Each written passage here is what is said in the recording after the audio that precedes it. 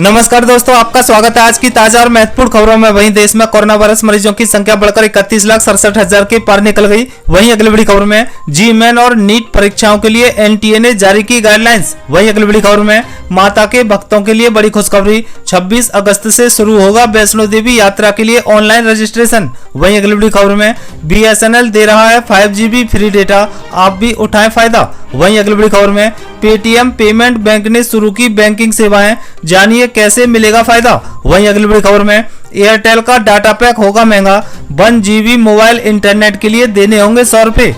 वहीं अगली बड़ी खबर में सरकार ने टोल टैक्स को लेकर बनाया नया नियम, फास्टैग लगे होने पर मिलेगा टोल टैक्स में डिस्काउंट। वहीं अगली बड़ी खबर में RBI ने बदले डेबिट कार्ड और क्रेडिट कार्ड से जुड़े नियम, 30 सितंबर से होंगे लागू। वहीं अगली बड़ी खबर में बंद होने वाला है 2000 रुपए का नोट, जानिए पूरा मामला। वहीं अगली बड़ी खबर में किसानों के लिए बड़ी खबर, खेती के लिए मिलेगा 0% ब्याज पर 3 लाख रुपए। वहीं अगली बड़ी खबर, इन राज्यों में होगी भयंकर बारिश, हाई अलर्ट जारी। और भी बड़ी खबरें जानने के लिए वीडियो के अंत तक बने रहिए हमारे साथ।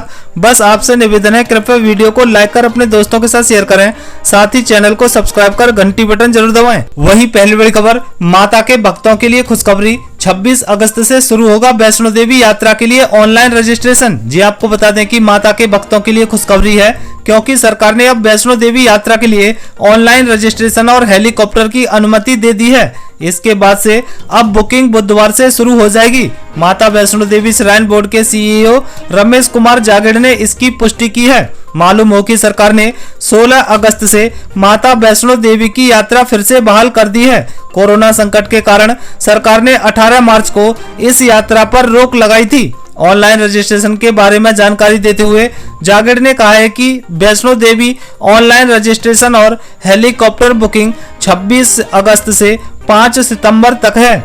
इस दौरान यात्रा करने वाले हेलीकॉप्टर और ऑनलाइन बुकिंग के जरिए माता वैष्णो देवी के दर्शन कर सकते हैं। आपको बता दें कि यात्रा करने वाले सभी भक्तों को कुछ खास नियमों का पालन करना जरूरी है। दरअसल सरकार ने एक दिन में केवल 2000 लोगों को ही दर्शन करने की परमिशन दी है। वहीं अगली बड़ी खबर, जी-मेन और नीट परीक्षाओं के लिए एनटीए ने जारी की गाइडलाइंस। जी आपको बता दें कि राष्ट्रीय परीक्षण एजेंसी एनटीए ने जी-मेन और नीट परीक्षाओं के लिए गाइडलाइंस जारी करके कंफर्म कर दिए हैं कि परीक्षाओं को स्थगित और टालने के लिए की जा रही सारी कवायदें फेल हो गई हैं। एनटीए द्वारा कोरोना काल में जारी गाइडलाइन से अब तय है कि जेईई मेन और नीट परीक्षाएं अपने पूर्व निर्धारित तिथि पर होंगी, यानी 1 से 6 सितंबर तक जेईई मुख्य परीक्षा कराई जाएंगी और नीट अंडर ग्रेजुएट परीक्षाएं 13 सितंबर को होंगी। कोरोना संकट के बीच शिक्षा से लेकर राजनीतिक जगत से जेईई मेंस और नीट परीक्षाओं को टालने की मांग की जा रही है, लेकिन शिक्षा मंत्रालय की ओर से फिलहाल तारीखों में किसी प्रकार के बदलाव की घोषणा नहीं की गई है। बीजेपी नेता सुब्रमण्यम स्वामी, पश्चिम बंगाल की मुख्यमंत्री ममता बनर्जी, उड़ीसा के मुख्यमंत्री नवीन पटनायक और महाराष्ट्र सरकार में मंत्री आदित्य ठाकरे भी परीक्षा को टालने की गुजारिश कर चुके हैं। वहीं अगली बड़ी खबर, BSNL दे रहा है 5GB फ्री डेटा, आप भी उठाएं फायदा। जी आपको बता दें कि BSNL यूजर्स के लिए अच्छी खबर है, अब ग्राहकों को सस्ते में मिलेगा डेटा और फ्री कॉलिंग का मजा। सरकारी टेलीकॉम कंपनी भारत संचार निगम लिमिटेड यानी BSNL ने अपने उपभोक्ताओं को फ्री में 5GB डेटा देने का ऐलान किया है। जी हाँ, एयरटेल और जियो के फ्री डेटा की चुनौतियों के बाद अब भारत संचार निगम लिमिटेड BSNL अपने यूजर्स को बड़ी खुशखबरी दी है। कंपनी अपने प्रीपेड यूजर्स को फ्री में 5GB डेटा ऑफर कर रही है। अच्छी बात तो यह है कि फ्री डेटा के लिए कोई एक्स्ट्रा चार्ज नहीं लिया जा रहा। कंपनी ने बताया है कि ऑफर 90 दिनों तक प्रमोशनल बेसिस पर दिया जा रहा है। इसके साथ ही कंपनी यूजर्स को 100 रुपए के टॉपअप पर फुल टॉक टाइम भी दे रही है। वहीं अगली बड़ी खबर, एयरटेल का डाटा पैक होगा महंगा, 1GB मोबाइल इंटरनेट के लिए देने होंगे 100 रुपए। जी आपको बता दें कि भारतीय एयरटेल के चेयरमैन सुनील मित्तल ने डाटा की कीमतों को लेकर जो बयान दिया है वो मोबाइल इंटरनेट की कीमतों में बढ़ोतरी के संकेत हैं। उनके बयान के मुताबिक अगले 6 महीनों के अंदर एयरटेल अपने डाटा की कीमतों को फिर से बढ़ा सकता है। सुनील मित्तल ने एक इवेंट में कहा है कि टेलीकॉम कंपनियों के लिए कम कीमत पर इंटरनेट उपलब्ध कराना लंबे समय तक के लिए व्यवहारिक नहीं है। उन्होंने कहा है कि मौजूदा समय में 16 GB इंटरनेट डाटा का इस्तेमाल करने के लिए 160 रुपए प्रति महीना देना होता है। ऐसे में हर महीने ग्राहक 1 GB डाटा के लिए 45 रुपए का भुगतान करते हैं। मित्तल ने कहा है कि ग्राहकों को 1 GB डाटा के लिए जल्द ही 2 गुने से अधिक 100 रुपए प्रति माह तक का भुगतान करना पड़ सकता है। उन्होंने यह भी कहा है कि ग्राहक इतने रुपए में 1.6 GB इंटरनेट डाटा का इस्तेमाल करें या फिर आने वाले समय में कीमतें बढ़ने के लिए तैयार रहें।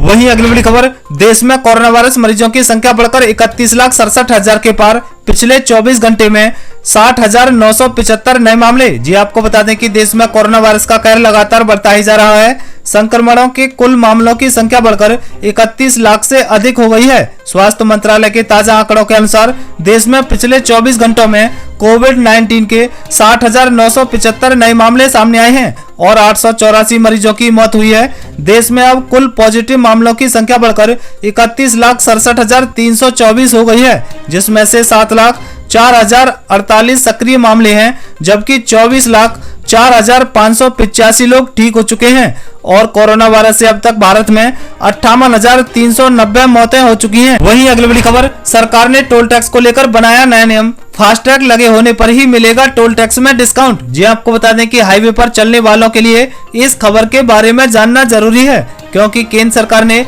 डिजिटल भुगतान को बढ़ावा देने के लिए टोल टैक्स को लेकर एक नियम में बदलाव किया है। अब हाईवे पर हर गाड़ी की आवाजाही पर फास्टैग जरूरी बनाने का नया तरीका निकाला है। सरकार ने अब नियम बनाया है कि अब सिर्फ उसी को 24 घंटों में लौटने पर टोल टैक्स में मिलने वाली छूट मिलेगी, जिसकी गाड़ी पर वैध फास्टैग होगा। यानी अब अगर आप कैश भुगतान करके टोल टैक्स देते हैं तो आपको 24 घंटों में वापस लौटने पर टोल टैक्स में मिलने वाली छूट नहीं मिलेगी।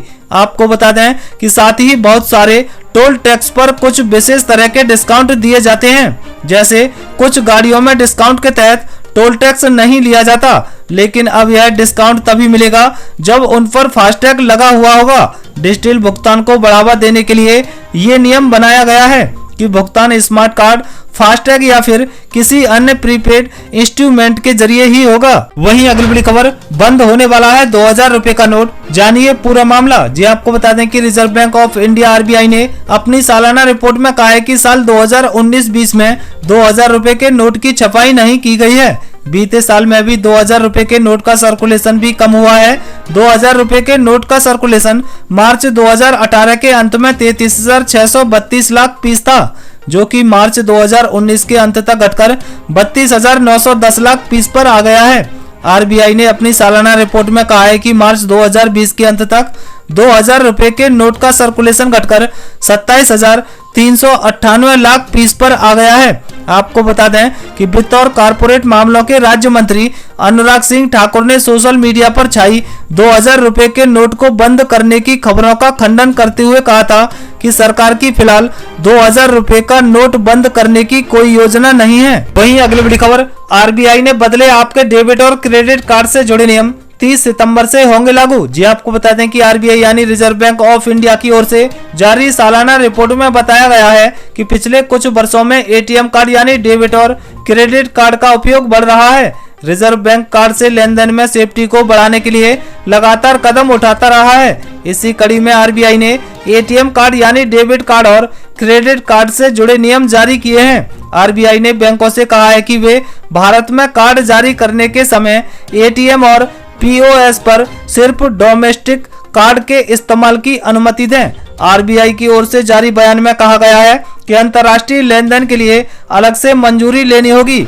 इसके अलावा ऑनलाइन लेन देन, कार्ड नहीं होने पर लेन देन और कॉन्टैक्टलेस लेन देन के लिए ग्राहकों को अपने कार्ड पर सेवाओं को अलग से सेट करना होगा। यह नए नियम जनवरी में जारी हुए थे, लेकिन कोविड-19 महामारी के कारण असाधारण स्थिति को देखते हुए कार्ड जारीकर्ताओं को इन्हें लागू करने के लिए 30 सितंबर 2020 तक का समय दिया गया है। वहीं मौसम अपडेट, मौसम विभाग के मुताबिक हिमाचल प्रदेश, उत्तराखंड, छत्तीसगढ़ और झारखंड के निर्जल इलाकों में भारी से अत्यधिक भारी बारिश हो सकती है। वहीं जम्मू कश्मीर, लद्दाख, गिलगित बाल्टिस्तान, मुजफ्फराबाद, पंजाब, हरियाणा, चंडीगढ़ में भी भारी बारिश होने का पूर्व अनुमान है। इसके साथ ही दिल्ली, उत्तर प्रदेश, पश्चिम राजस्थान, पूर्वी मध्य प्रदेश, विदर्भ, महाराष्ट्र, बिहार, पश्चिम बंगाल, सिक्किम, असम, मेघालय, तेलंगाना, तमिलनाडु, पांडिचेरी और कराईकल में 26 अगस्त को भारी वर्षा का अनुमान है।